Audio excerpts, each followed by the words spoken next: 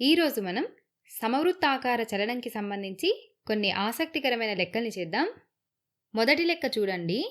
వినాయక్ అనే వ్యక్తి 7 కిలోమీటర్ల వ్యాసార్థం కలిగిన ఒక వృత్తాకార మార్గంలో సమవృత్తాకార చలనంతో ప్రయాణిస్తున్నాడు. అతనికి ఒక రౌండ్ పూర్తి చేయడానికి 2 గంటల సమయం పట్టింది. అయితే అతని వడి ఎంత? పై ఈక్వల్ టు 22/7. మనం ఒకసారి లెక్కను చూస్తే వినాయక్ అనే వ్యక్తి ఏ వాహనంలో వెళ్తున్నాడో ఇవ్వలేదు. సరే, మనం ఈ లెక్కను చిత్రం గీసి అర్థం చేసుకుందాం. ఈ వ్యక్తి కారులో వృత్తాకార మార్గంలో వెళ్తున్నాడని ఊహిద్దాం. ఈ వృత్తాకార మార్గం యొక్క వ్యాసార్థం 7 కిలోమీటర్లని ఇచ్చారు. సరే, మనం ముందు ఇచ్చిన విలువలన్నిటిని రాసుకుందామా? వ్యాసార్థం r ఈక్వల్ టు 7 కిలోమీటర్లు. అతనికి ఆ వృత్తం చుట్టూ ఒక రౌండ్ పూర్తి చేయడానికి 2 గంటల సమయం పట్టింది. కాలం t ఈక్వల్ టు 2 గంటలు. లెక్కలో పై విలువ కూడా ఇచ్చారు కదా, పై ఈక్వల్ టు 22/7. అయితే మనం కనుక్కోవాల్సిందేంటి? అతని వడి.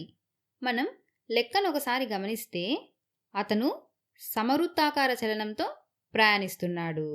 మరి ఈ సమవృత్తాకార చలనం అంటే ఏంటి? దీని అర్థం ఏంటంటే అతను ఆ వృత్తాకార మార్గంలో ప్రయాణిస్తున్నప్పుడు అతని కారు యొక్క వడి స్థిరంగా ఉంటుంది. అంటే స్పీడ్ కాన్స్టాంట్గా ఉంటుంది. ఆ మార్గం మొత్తంలో ఎక్కడా కూడా వడి పెరగదు, తగ్గదు, ఒకేలా ఉంటుంది. వడి స్థిరంగా ఉంది కాబట్టి ఇప్పుడు మనకు తెలిసిన ప్రాథమిక సూత్రాన్ని ఉపయోగించవచ్చు.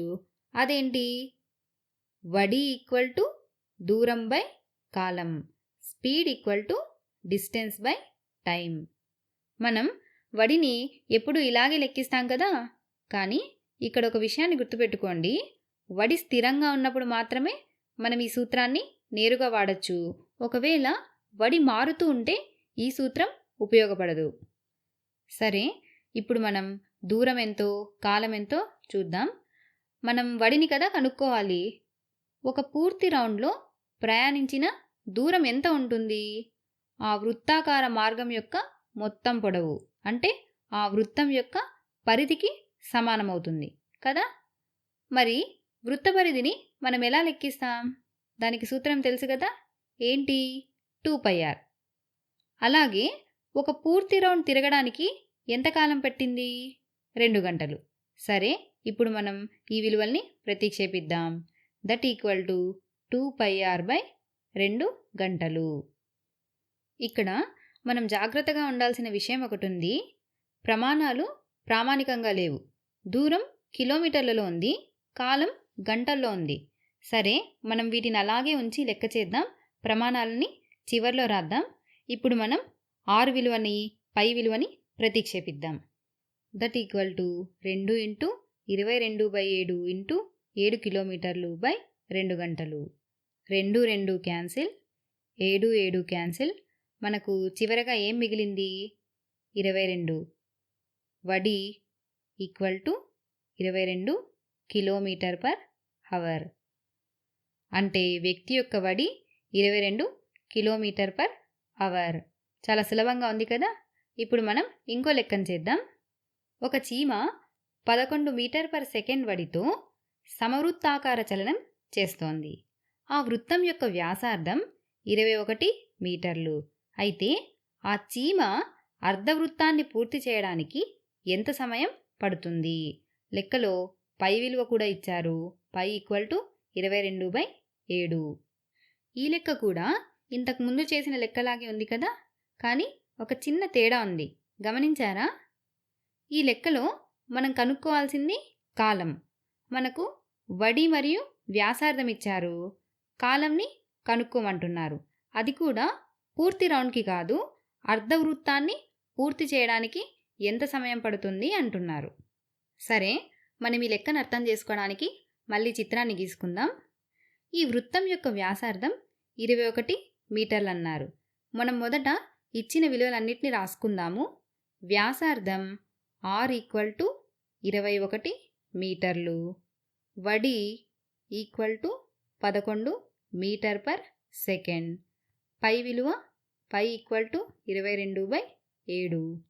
మనం కనుక్కోవాల్సిందేంటి? కాలం. ఇక్కడ గుర్తుంచుకోండి, అది కూడా పూర్తి రౌండ్కి కాదు, కేవలం ఇక్కడి నుంచి ఇక్కడి వరకు, అంటే అర్ధవృత్తం మాత్రమే. ఈ లెక్కలో కూడా చీమ సమవృత్తాకార చలనం చేస్తోంది కాబట్టి వడి స్థిరంగా ఉంటుంది. కాబట్టి మనం ఇంతకు ముందు లెక్కలో వేసుకున్న సూత్రాన్ని వాడచ్చు. వడి ఈక్వల్ టు దూరం బై కాలం. కానీ మనం కనుక్కోవాల్సింది కాలం కదా, ఈ సూత్రాన్ని కొంచెం మారుద్దాం. కాలం ఈక్వల్ టు దూరం బై వడి. వడి మనకు తెలుసు, ఇప్పుడు మనం దూరం ఎంతో కనుక్కుందాం. మనం కేవలం అర్ధవృత్తానికి సంబంధించిన దూరాన్ని మాత్రమే తీసుకోవాలి. ఎందుకంటే ఈ చీమ అర్ధవృత్తాన్ని పూర్తి చేయడానికి ఎంత సమయం పడుతుందనే కదా అడిగింది. సరే, మనకు పూర్తి వృత్తం యొక్క పరిధి ఏంటో తెలుసు కదా, ఏంటి? 2πr. మరి సగం వృత్తం యొక్క దూరం ఎంత అవుతుంది? అందులో సగం అంటే 1/2 × 2πr.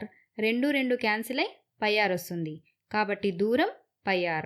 ఇప్పుడు ఈ విలువల్ని సూత్రంలో ప్రతిక్షేపిద్దాం. That equal to πr/11 meter per second. ఇప్పుడు మనం పై విలువని r విలువని రాద్దాం.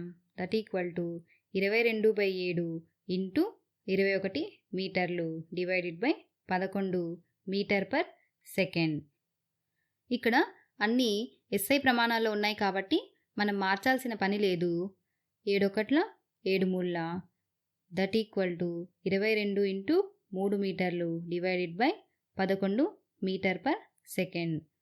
11 1 11 2 22 మీటర్ మీటర్ క్యాన్సిల్. కాలం t ఈక్వల్ టు 6 సెకండ్లు. ఇక్కడ మనం కనుక్కోయింది కాలం కాబట్టి ప్రమాణాలు సెకండ్లు.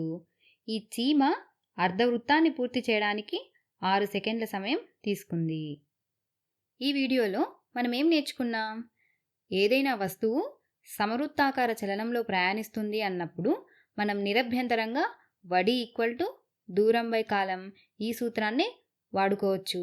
కానీ ఒక్క విషయం గుర్తుంచుకోండి, దూరం తీసుకునేటప్పుడు ఆ వస్తువు వృత్తాకార మార్గంలో ప్రయాణిస్తే వృత్త పరిధిని తీసుకోవాలి. వృత్త పరిధి సూత్రాన్ని వాడి మనం లెక్క చేయాలి. పూర్తి రౌండ్ అయితే 2πr, అదే అర్ధ రౌండ్ అయితే πrని తీసుకోవాలి.